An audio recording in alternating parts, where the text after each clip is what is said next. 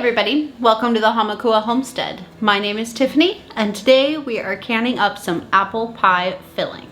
The reason that I want to do this is usually on the occasions when I want to make a pie, I don't necessarily have all the time in the world to focus on the dessert, so this will make it so much easier on those days. Today we are getting our recipe out of the Ball Complete Book of Home Preserving. I got inspired to do this actually by watching one of the videos from Linda's Pantry, and she did a very similar recipe, so you guys should go check out her video as well. So for today we have already peeled, cored, and blanched our apples. The recipe calls for 12 cups of sliced apples. I am using Granny Smith for this recipe. I don't know how much it matters, but you always hear about Granny Smith apple pie, so I figured, it's a good choice. So we did blanch them for 1 minute, and I did it in batches, so it wasn't 12 cups of apples all in one pot, because that would bring the temperature down a little bit much. One reason for blanching the apples ahead of time is to get the cooking process started, of course, warm them up, but also to let the air out, because it's a very porous fruit and there's a lot of air in it, and that might interfere with the canning process and how the pressure in the jar works. So next we're gonna go ahead and do our sugar and sure-gel mixture. We're just gonna go ahead and put those things into a pot real quick. So we are going to combine our sugar, which is 2 3/4 cups. Please excuse the change in lighting. I realized after I was already doing this that I didn't have any sure-gel, so I had to go to town. It is an hour and a half later, so we're gonna go ahead and continue the process. 1 1/2 teaspoons of ground cinnamon, 1/2 teaspoon of nutmeg, ground nutmeg, 1 1/4 cups cold water, 2 1/2 cups of apple juice. This says unsweetened, but I just went with what I had at the store. And we're gonna go ahead and bring that up to a boil. Make sure that you go ahead and stir this constantly. You don't want your sugar burning to the bottom of your pot. At this point, it will thicken, and then you're gonna go ahead and add your lemon juice, 1/2 cup. Return to a boil for 1 full minute, stirring constantly. Take it off the heat, add in your apple slices.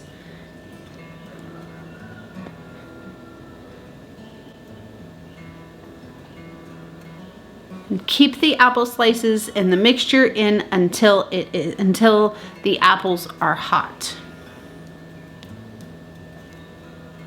And we're just gonna keep on folding them in until the apples are fully heated through, which shouldn't take very long at all because this mixture is boiling hot. Right, now we're gonna go ahead and ladle our mixture into our jars. This recipe from this book says that it makes 7 pint jars.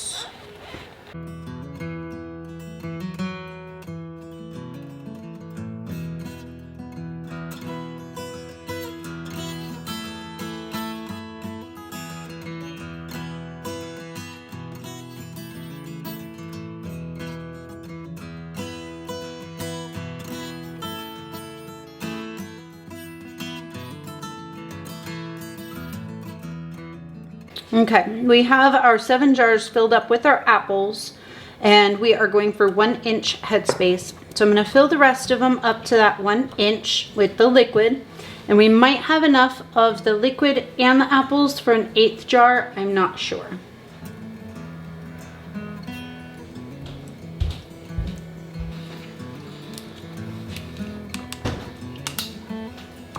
All right, so now that our jars are filled up, we are of course going to clean off our rims. There's quite a bit of sugar on here, stickiness. We want to make sure to get all that off, and that's why we're using white distilled vinegar to cut through it. Then we go ahead and put our lid on and our ring and into the water bath canner. And then we're just gonna go ahead and repeat the same process for all of jars. I did end up with 1 extra jar. Okay, sorry about that. My battery died right in the middle of it. But we have our water bath canner already processed. It went for a full 25 minutes at a rolling boil. So now we're just gonna go ahead and take them out, set them on the counter.